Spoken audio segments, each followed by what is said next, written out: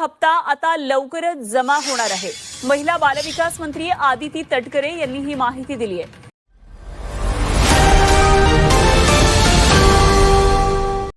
बहिणींनो, तुमच्या खात्यात अजूनही लाडकी बहीण योजनेचा 23वा हप्ता आला नाही का? आणि तुम्ही पण रोज मोबाईलमध्ये बँके मेसेज बघत बसला तर हा आजचा व्हिडिओ तुमच्यासाठी खूपच महत्त्वाचा आहे. कारण आज आपण बोलणार आहोत 23वा हप्ता नेमका कधी येऊ शकतो, कोणाच्या खात्यात आधी पैसे येतात, कोणाला उशीर का होतो आणि कोणी महिलांच्या खात्यात पैसे का अडकतात, तरी कशामुळे. म्हणून हा व्हिडिओ शेवटपर्यंत नक्की बघा, कारण मध्येच मी काही अशा महत्त्वाच्या गोष्टी सांगणार आहे ज्या तपासल्या नाहीत तर तुमचे पैसे उशिरा येऊ शकतात.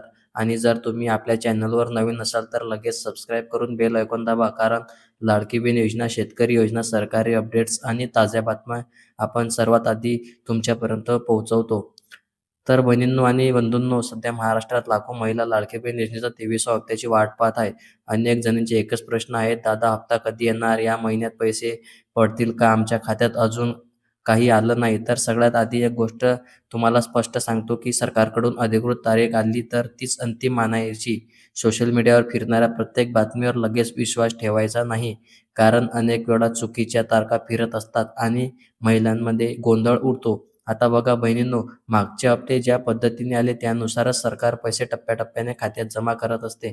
म्हणजे एका गावात काही महिलांच्या खात्यात पैसे आले तरी दुसऱ्या महिलांच्या खात्यात 2 ते 4 दिवसांनी येऊ शकतात.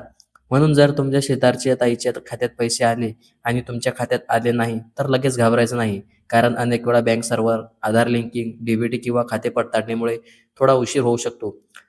आता मी तुम्हाला काही सांगतो की मागचा हप्ता वेळेवर आला होता का? कारण मागचे पैसे व्यवस्थित आले नसतील तर पुढचा हप्ता येण्याची शक्यता साधारणपणे ठीक असते. पण काही महिलांना मध्येच अडचणी येतात, जशा की काही गोष्टी असतात. आधार कार्ड बँकला लिंक आहे का ते तपासा. खूप महिलांचे पैसे फक्त आधार लिंक नसल्यामुळे अडकतात. त्यामुळे एकदा बँकेत जाऊन तपासून घ्या. बँक खाते चालू आहे का? काही वेळा जुने खाते दिलेले असते पण वापर दुसऱ्या खात्याचा चालू असतो, त्यामुळे पैसे जमा होत नाहीत. डीबीटी सुरू आहे का ते सुद्धा तपासा. सरकारी योजनेचे पैसे थेट खात्यात यायचे असतील तर डीबीटी व्यवस्थित असणं महत्त्वाचं आहे. डीबीटी म्हणजे डायरेक्ट बेनिफिट ट्रान्सफर, ज्याद्वारे तुमच्या खात्यात पैसे पाठविले जातात. मोबाईल नंबर अपडेट आहे का ते तपासा, कारण पैसे आले की मेसेज यायला मदत होते. कागदपत्रांमध्ये काही चूक तर नाही?